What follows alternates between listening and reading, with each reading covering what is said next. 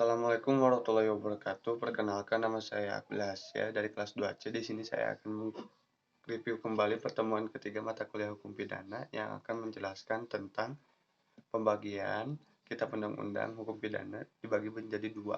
Ada yang bersifat umum serta ada yang bersifat khusus.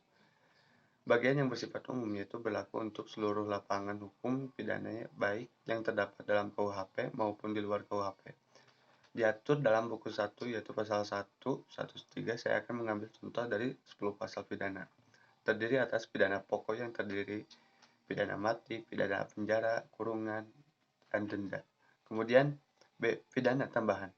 1. Pencabutan hak tertentu, perampasan barang-barang tertentu, pengumuman putusan hakim. Kemudian bagian yang bersifat khusus yaitu mengatur perbuatan mana yang dapat dipidana dan disertai ancaman berupa sanksi bagi yang melanggarnya.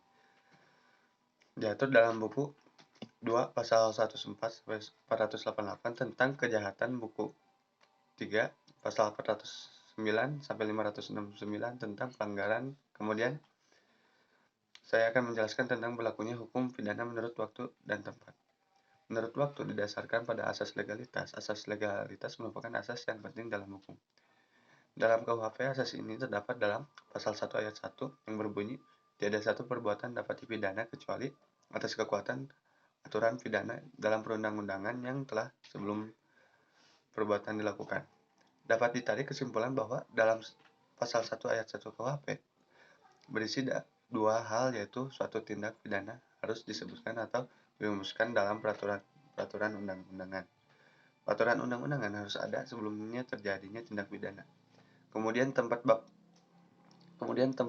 tindak pidana menurut tempat yaitu daratan negara, perairan atau laut teritorial yang ditetapkan oleh hukum internasional, udara di atas wilayah negara. Berdasarkan hal tersebut berlaku beberapa asas, yaitu asas teritorial pasal 2 KUHP, asas personal atau nasionaltif pasal 5 KUHP, asas pelindungan atau nasional pasif pasal 4 dan pasal 7. Asas universalitas, ekstradisi atau penyerahan bantuan hukum yang bersifat internasional.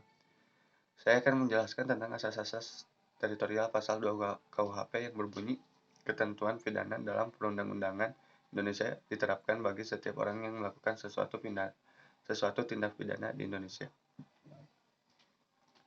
Asas teritorial atau wilayah merupakan asas yang menegaskan bahwa hukum pidana itu berlaku didasarkan pada tempat atau teritori perbuatan tersebut dilakukan. Hal ini memiliki makna bahwa setiap pelaku tindak pidana warga negara sendiri atau asing itu dapat dituntut. Ini karena dalam asas tersebut kedaulatan negara, setiap negara itu diakui, dan setiap negara berdaulat itu wajib menjamin ketertiban dalam wilayahnya. Sekian dari saya. Wassalamualaikum warahmatullahi wabarakatuh.